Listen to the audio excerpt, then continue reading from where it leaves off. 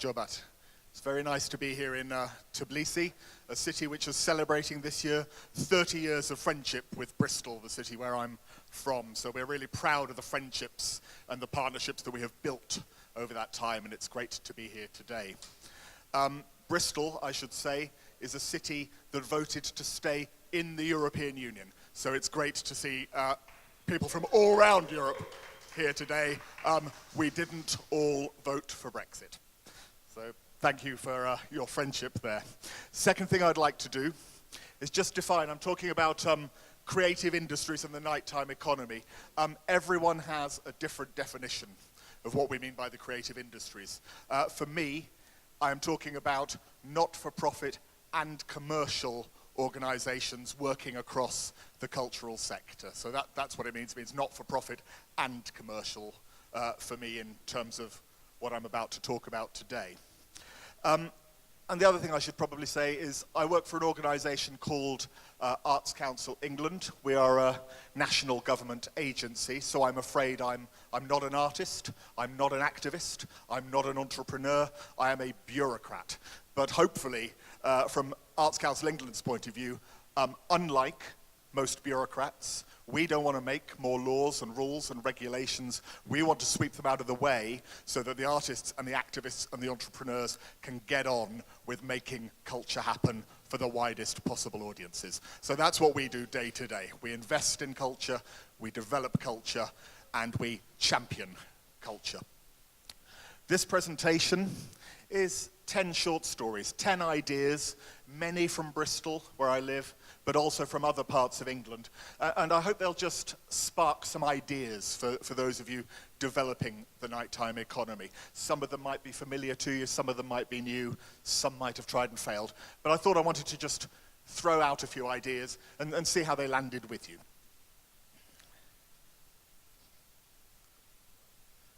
First organization I'd like to talk about is Watershed. And Watershed is based in Bristol. It's in the heart of the city, down in the docks. And it's three things. Number one, it is a brilliant independent cinema, part of Europa Cinemas, a really fantastic art house cinema at the heart of the city. Number two, it is England's leading arts and technology hub.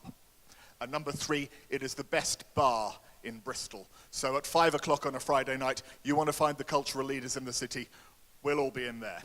So Watershed is a really powerful and important place to us in Bristol. And 10 years ago, after austerity started and we had a general election in the UK, we decided that we needed to close down some of the government agencies that existed. And among those that were closed down were regional development agencies, which owned a lot of buildings and a lot of land around the country.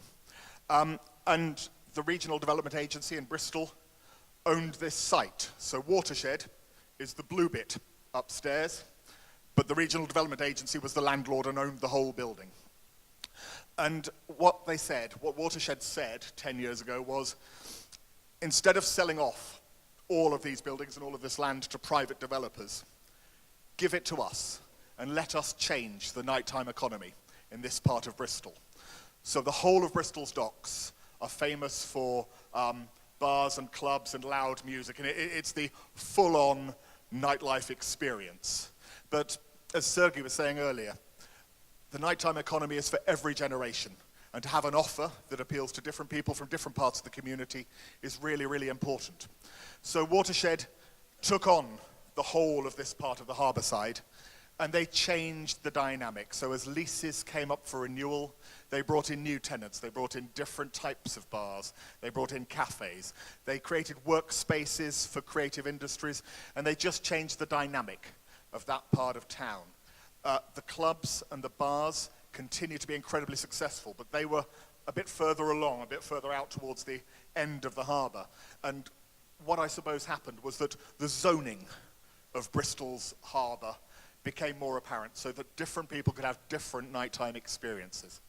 And I suppose what we really learned from that was that cultural organizations make brilliant landlords. So we always think of landlords as being, you know, business leaders or commercial developers, but actually cultural organizations can do this fantastically well. They have a different approach. They have a different mindset to placemaking. I don't know if placemaking is a concept that is alive in Tbilisi or around Europe today. We talk about it all the time in the UK now. What does it mean to change the place where we live? And all of it is built around really strong partnership working. So the second idea I'd like to land with you, and this is Southampton. It's a city on the south coast of England, halfway between maybe London and Bristol, if you know England.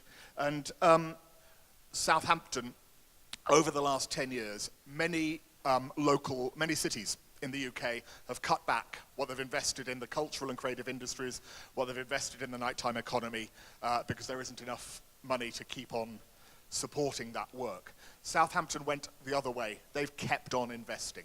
They've built this magnificent new arts complex, which is called Studio 144.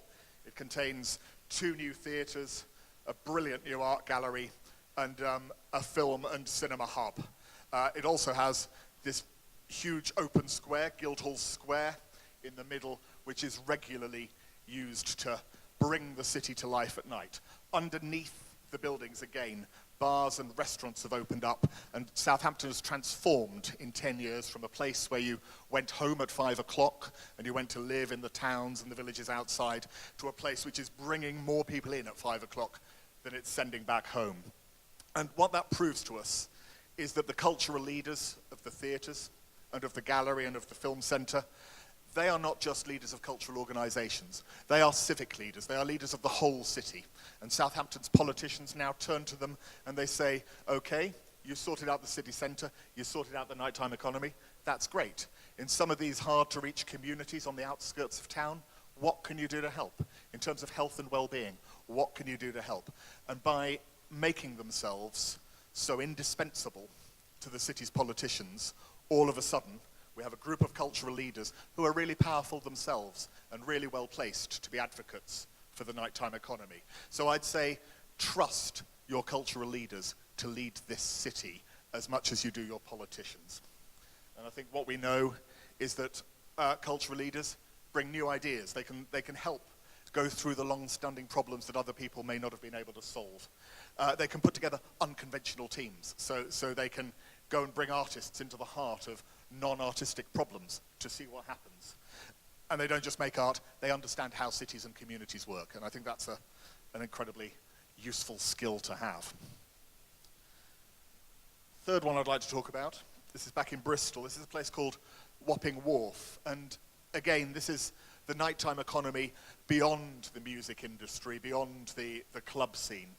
Wapping Wharf is a new development on derelict land across. You saw Watershed just now.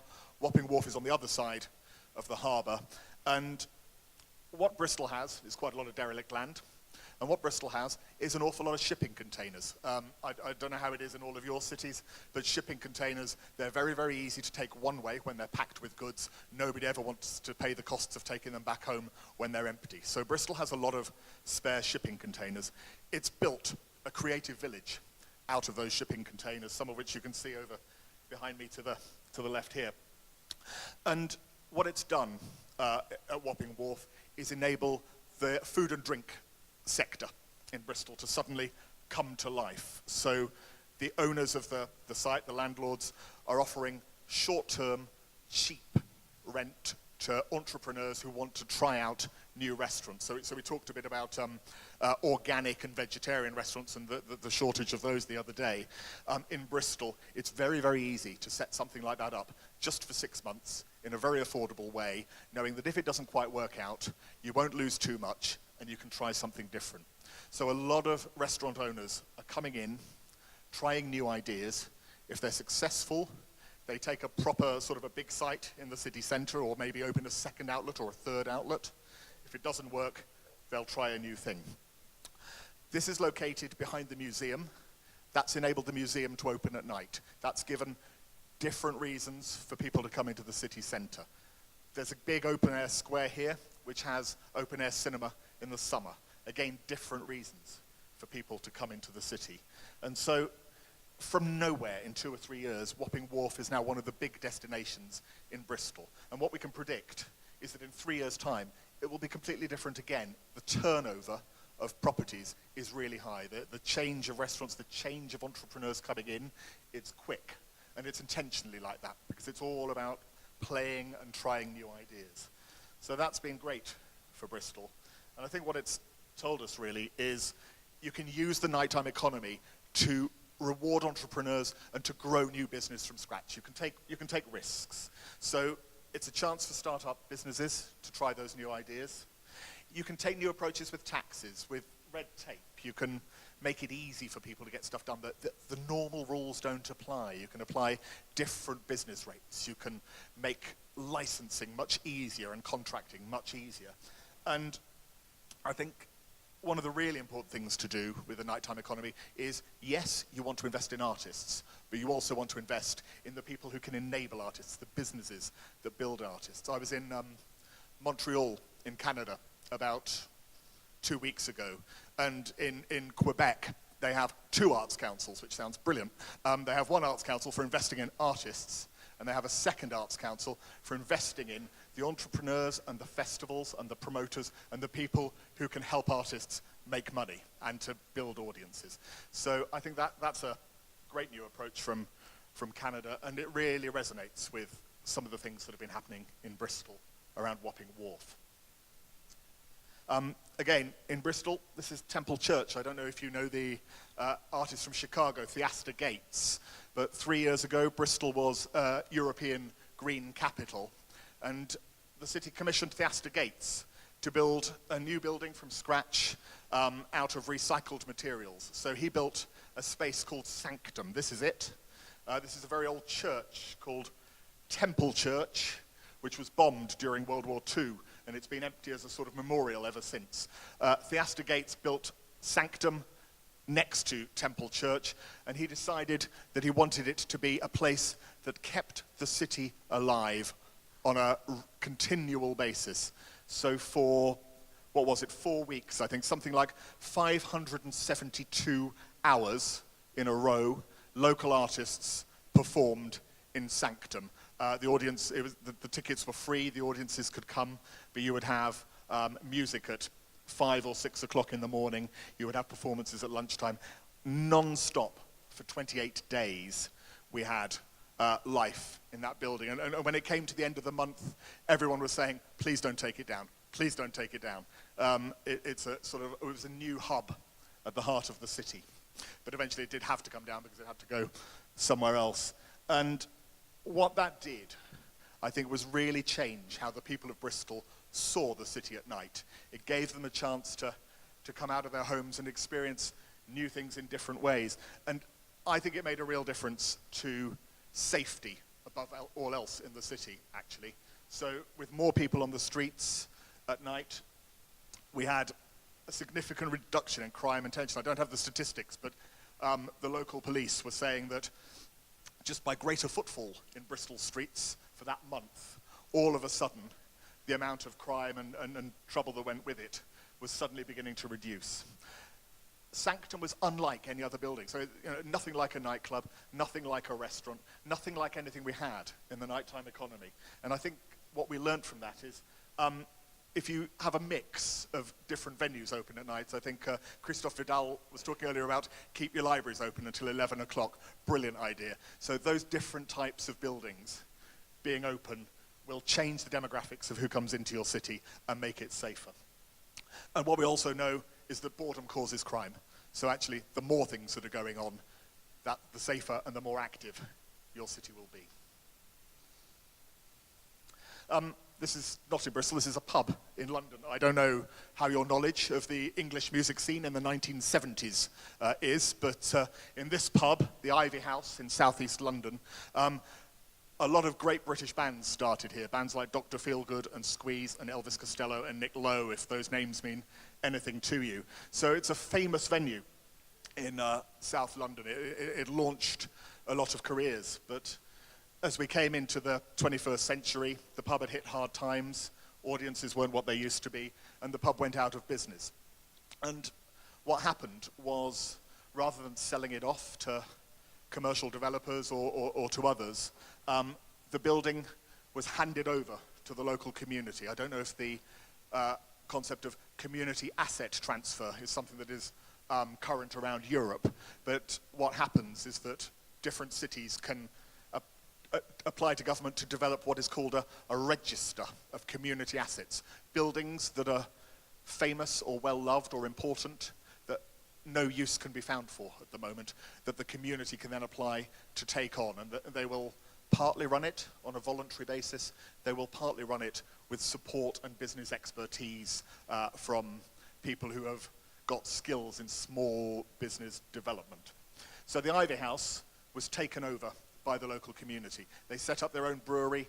They put on a whole new program, so it now shows theatre, dance, music, all of those things. And because the local community own it, some of the tensions around opening hours, noise or sound, all of those things are resolved quite quickly, because the people who are doing the complaining are also the people who own the building.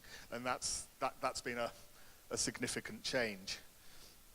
So I think the lesson there is let the community take over the buildings and indeed the public spaces. So community asset transfers, I think, are the future. With social investment, they are changing cities throughout Britain. I don't know if the idea of a creative land trust is something that has been considered more widely than within the UK. A creative land trust is a not-for-profit foundation which takes into ownership unwanted buildings. You could on Monday morning set up a creative land trust for Tbilisi in which all those former Soviet-era factories that colleagues talked about yesterday could all become part of a big foundation and then developed with the people of the city in support of nighttime economy agendas, cultural and creative industry agendas. It would be an amazing thing to do. They've started doing it in London. We're about to trial it in southwest of England as well. It's a really interesting idea. And the third thing I think that the Ivy House experience told us was the power of volunteers, actually. So if you can get volunteers lined up behind ideas and help to realize them, that is one of the biggest assets you will have in engaging with politicians, with business, with agencies like the police and so forth. Community ownership really can be the key to positive change. Number 6, I don't know if you hardcore music people out there know Arcadia. Do you know Arcadia? Is Arcadia well known? Yeah, waving for Arcadia. Arcadia are a bunch of club guys from Bristol, actually, and they have two things. They have a giant metal spider made out of disused bits of military hardware, and it's also a nightclub, and you can sort of put it anywhere. It's absolutely fantastic. It goes to places like Glastonbury. It's been around the world. It's been to Miami. I think it's probably been to Berlin. It's been to South America. And Arcadia is an extraordinary success story. But they wanted to bring it home. They'd never done Arcadia in Bristol, because Bristol doesn't really have the big wide open spaces in a way that festival sites have, for example, or larger cities might have. And there was one place you could put it, and it's in Queen Square, the most historic part of Bristol, going back, to the 17th century, a real architectural gem, a vital part of Bristol's history, and absolutely not the place you would put something like Arcadia. But they approached us. We like a challenge, and so we said, why don't we try to do it? And so this is 3 years ago. This is Queen Square in Bristol. That's Arcadia. That's about 20,000 people having a very good night out. And the most important lesson in terms of this was who co-produced this. So this was really a co-production between the people behind Arcadia, between the Arts Council as the brokers between everybody, between Bristol City Council, and also the Queen Square Residents Association, because without their permission, nothing would ever have got done. So we co-opted them right at the beginning of this conversation and said, if we put a giant fire-breathing metal spider, which is also a nightclub, right into the middle of where you live, what sort of conversation can we have that will make you feel comfortable? And it opened up a very broad conversation about how Queen Square as a public space is used every day by the people of Bristol, about how often events are put on there, and about what the day-to-day needs are of residents around things like rubbish and around policing and other issues. And so what we learnt is the residents of Queen Square would rather have 4 or 5 or 6 events like this happening in a year rather than something happening every week. That would make them feel happier living in that part of town, that they're not being disrupted every week. all the time. So if the deal is, we'll have a small number of really big, spectacular events, but for the rest of the year, you'll leave us in peace and you'll support us as a community, then we'll go along with your ideas. So the most unlikely thing I've probably ever done in my career is all of these residents on this residential square, all of whom are, you know, very affluent, they're very successful. It's a posh part of Bristol, this. Bringing them together with the Arcadia people to make that happen was an extraordinary moment. And I suppose the lesson from that is how to build trust. I think that one of the biggest challenges with the nighttime economy is trust, and it runs underneath almost every aspect of it. And so don't impose ideas on people, co-produce with them. I think if we just turned up with Bristol City Council and with Arcadia and knocked on all the doors and said, we're going to stick this nightclub outside your front door for the next couple of nights, you all right with that? The answer would have been no, and there would have been legal action and court cases and anger, and nothing would have ever happened. But actually co-opting them in made all the difference.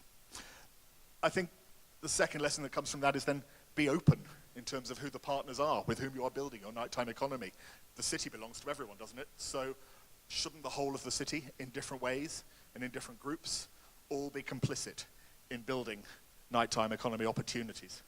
And I suppose, and this has come up a lot, I think, over the last couple of days, the question of how you connect. How do you build a community within your city around the nighttime economy? The nighttime economy isn't just for a small number of people or for niche interests, it's for everyone. How do you make that real? So we talk about nighttime councils and things like that. I think those are great ideas, and I think they're a precondition of success.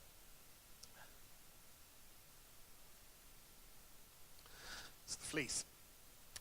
This is my favorite music venue in Bristol. It's also right next door to my office, which is brilliant, and it's run by a bunch of guys who used to be in a band called the Blue Aeroplanes, who probably nobody has heard of in this room, but you should look them up on SoundCloud or Spotify because they're fantastic.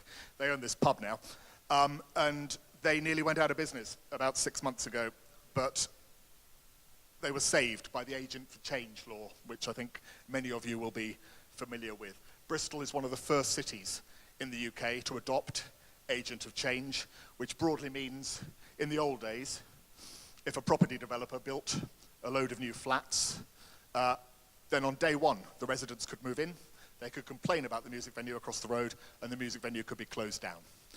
Agent of Change means if you are a property developer and you are building a load of flats across the road from a music venue, it's up to you as the property developer to sort that out. So your soundproofing had better be pretty good. Your advance notification of people before they buy the flats has got to be spot on. It is not down to the venue to have to change. And Bristol is famous for there are two big things you need to know about Bristol. Number one, it has a fantastic independent music scene. Small venues all over the city, and lots of them. And what it also has is an awful lot of brownfield buildings ready for redevelopment. So there's an awful lot of flats and new homes being built in the city centre, often right next door to the music venues. So this was going to be a really big issue for Bristol. By adopting, Mayor Rees, who came to Tbilisi a couple of months ago, adopted the Agent of Change law very quickly, and all of a sudden, the risk the Bristol's music industry faced is now in a very much more manageable position. So the Fleece is safe, which makes me happy, and I think a lot of venues like the Fleece are going to be safe, which will make Bristol happy. So I think if you haven't heard of Agent for Change, if you haven't had a chance to have that conversation in the towns or the cities where you live, I think you should adopt that as soon as you possibly can. Find the politicians who will believe that cause, because Agent for Change will make all the difference. Secondly, keep your licensing laws simple. I think one of the worst things for small music venues is all of the red tape, and it is going to be harder and harder and harder to operate in the nighttime economy if you're spending all your time filling in pieces of paper and not running brilliant venues. Back to London for this one. This is Waltham Forest in London, and it's in the top right-hand corner if you think of London on a map. The main part of Waltham Forest is called Walthamstow. It's not necessarily a place people internationally will know very well or have heard of, but in 2019 it will be London's first ever Borough of Culture. So you will be familiar, I think, with ideas like European Capital of Culture. In the UK, we also have a UK City of Culture. In London, starting next year, they're introducing a London Borough of Culture. So what we know is that the city centre of London is fine for culture. It's got the Royal Opera House, it's got the National Theatre, it's got 75 other theatres, it's got 10 concert halls, it's got the lot. In the outer London suburbs, there is very, very little provision. The nighttime economy is maybe a tenth of what it is in the middle of the city. And by introducing the London Borough of Culture idea, which I think will be probably every 2 years going forward, it's a real chance to bring some investment and put some spotlight on the nighttime economy and the wider cultural offer of parts of London that people don't see every day. And it was great to hear that in Tbilisi you have now introduced night buses and you have that night bus route. I think that is probably the first step towards developing the idea of boroughs of culture or neighbourhoods of culture in Tbilisi. I think that can be easily achieved. So do think about life beyond the city centre. Use your transport routes as a spine for development. If people can get in and get out, they're more likely to go there. If they're in parts of town where they can't get to easily, they are less likely. It's as simple as that. So the boroughs of culture concept is a great one. And the other thing worth mentioning, which I think is maybe UK only, but you may have it in other places, is the purple flag system. So we talked a little bit yesterday about friendly cities and sort of locations where people can feel safe and where they sort of can trust on a night out. Bearing in mind there are some people who feel really comfortable being out in the city at night. There are some people who take a lot of persuading. The purple flag system has come in the UK over the last couple of years, and again it's an accreditation, if you like, of restaurants, of bars, of cinemas, of clubs, of places that operate at night. And what the purple flag says is we meet certain standards over friendliness, over licensing, over good behaviour and so forth, and you are all welcome here. So the more purple flags a city has, the stronger its nighttime economy, the more able I think it is to build trust with potential audiences. And again, that's not just about the city centre. If you can find clusters of places outside the city centre which meet purple flag levels and have the purple flag logo, then you are going to grow the nighttime economy all the faster. I don't know how many of you know Banksy, the graffiti artist. Is he an international phenomenon? Is he he's just a UK? Again, Banksy's from Bristol. He's another one of those sort of local heroes that we have. There is a seaside town 20 miles from Bristol. It's called Weston-super-Mare. It's like there are a lot of seaside towns in the UK which fell on hard times during the 20th century as travel towards the Mediterranean became much easier. People went on holidays overseas. The UK seaside town industry fell away quite dramatically. So places like Weston-super-Mare have been looking for new ideas and new opportunities for years. Banksy decided he wanted to take, this is the Tropicana. It's a massive outdoor swimming pool and events complex, which goes back to the 1930s, and it's lost money almost every year it's existed, and it's always closed down and reopened and closed down. Banksy rang up the local council. He said, can I borrow the Tropicana for a month? I want to put on a show, but I'm not going to tell you what I'm going to do. And incredibly, the politicians and the officials at North Somerset Council went, all right, that's fine, here are the keys. And he built Dismaland, a sort of Disneyland in reverse. Everything that is beautiful and innocent about Disneyland, exactly the opposite rules applied in Dismaland. And Banksy brought in 40 rebel artists and anarchist sort of provocateurs, if you like, to create a whole new tourist attraction, which ran for about 2 months back in, I think it was 2014 that they did this. And Dismaland brought 150,000 new visitors into Weston-super-Mare in about 6 weeks, at a time of year when nobody ever goes to Weston-super-Mare. So it was an amazing achievement, and it was the only time I've ever seen Weston-super-Mare on the front page of the New York Times. A great transformation. Banksy had one rule, which is the same rule he always has: anonymity and confidentiality. He didn't want anyone to know this was happening. So only 3 people knew that this was going to happen: the leader, the political leader of North Somerset Council, the chief executive, and the guy who has the keys to the building. And nobody else was allowed to know that this was happening. So they had to develop a cover story. So they said, it's a film set. They're going to film a Hollywood film here, and that's what it's being used for. And that gave cover for all these vans to come in and out with all of these works of art. And they held the secrecy. So when it opened on a Thursday night at 6 o'clock, about 50 people had been invited to a secret event without knowing what it was. And there, in a moment, was probably Banksy's most audacious project ever. And that's one of the hardest things to do. So I know the chief executive of North Somerset Council very well. He now runs Bristol. And you know, he'll say quite openly the number of decisions I had to make that week, which involved not telling my politicians, not telling the police, not going back to central government or to other colleagues in local government. The things I had to keep quiet, the level of risk I took. At any moment in that week, I could have been sacked for misconduct. But we felt, as a town, that this was too big an opportunity to turn down. And I really salute the courage of Mike Jackson, who was the guy who took those decisions, because it would have been so much easier to say, no, we're not going to do this, the risk is too high. So I think the learning from this is simple, isn't it? Always break the rules. If you want to build a brilliant, powerful nighttime economy, you need to break rules and do stuff that people might not be comfortable with.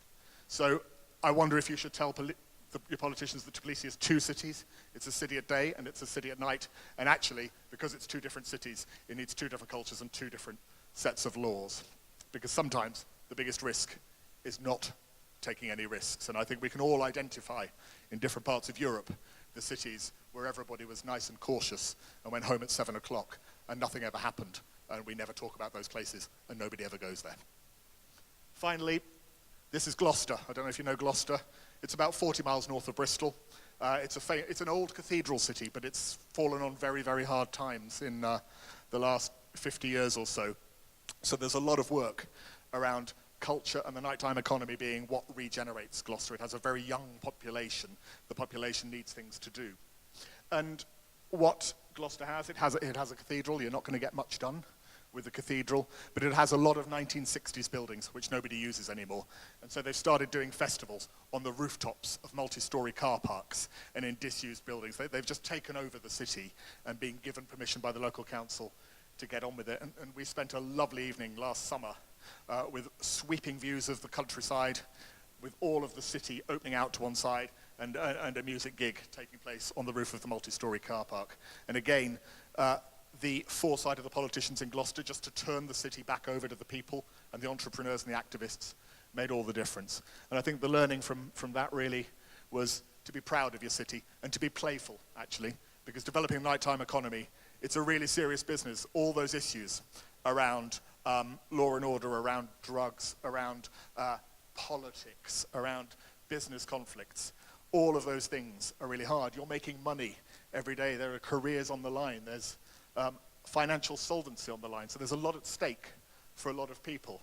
But actually, what is the nighttime economy? It's an opportunity to celebrate the place you call home. So above all else, when you're building a nighttime economy, enjoy yourselves and have fun, because that's what your city is there for. So there are 10 ideas. You may have tried them all already. You may have tried none of them. I'm very happy to talk some of them over if that's ever useful.